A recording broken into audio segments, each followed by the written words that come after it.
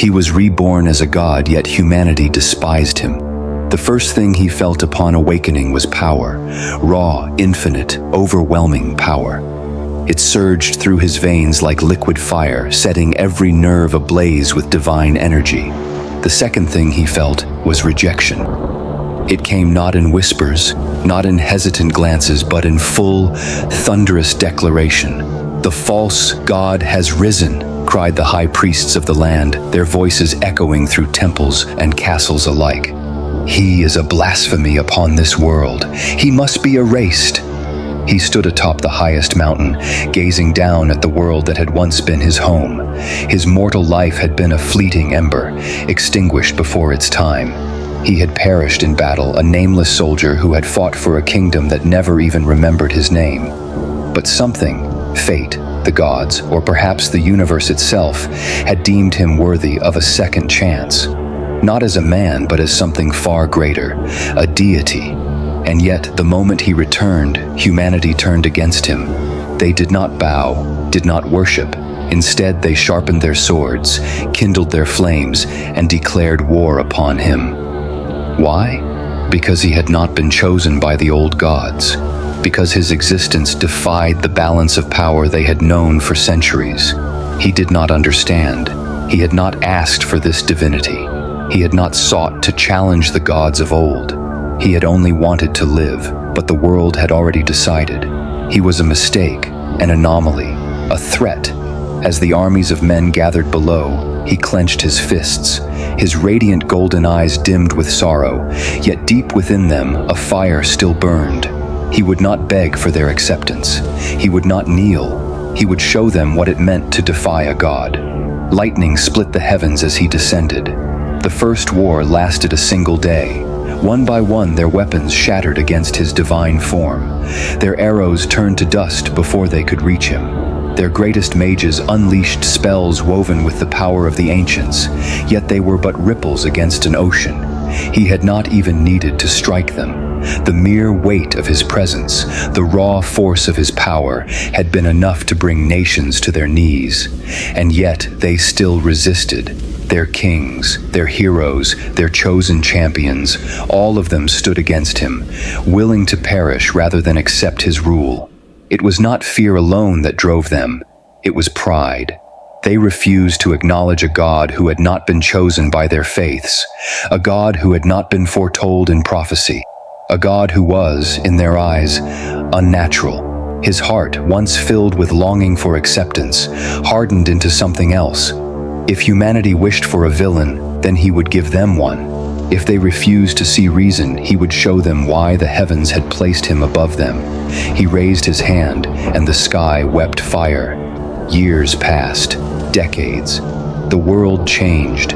Nations crumbled beneath his will. Empires rose and fell like waves upon the shore.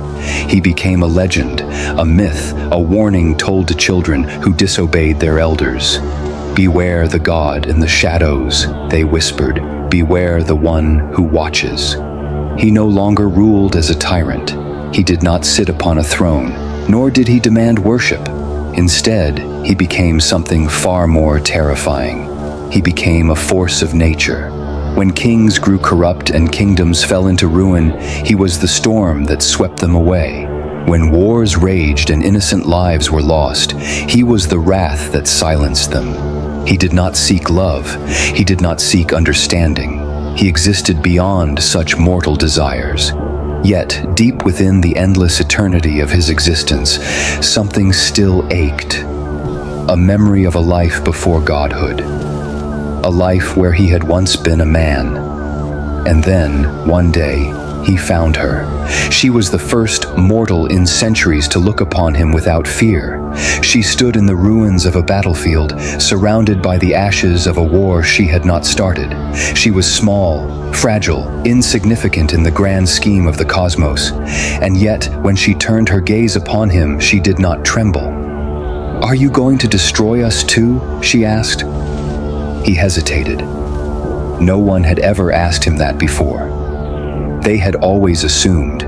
They had always fought, but this one, she did not see him as a god, nor as a monster. She saw him as something else. "Why do you fear me?" he asked, though he already knew the answer. "Because the world tells us to," she said simply. "Because you're different. Because power frightens those who do not have it." He had heard these words before. He had witnessed them in the actions of kings and warriors, in the desperate prayers of those who sought his destruction.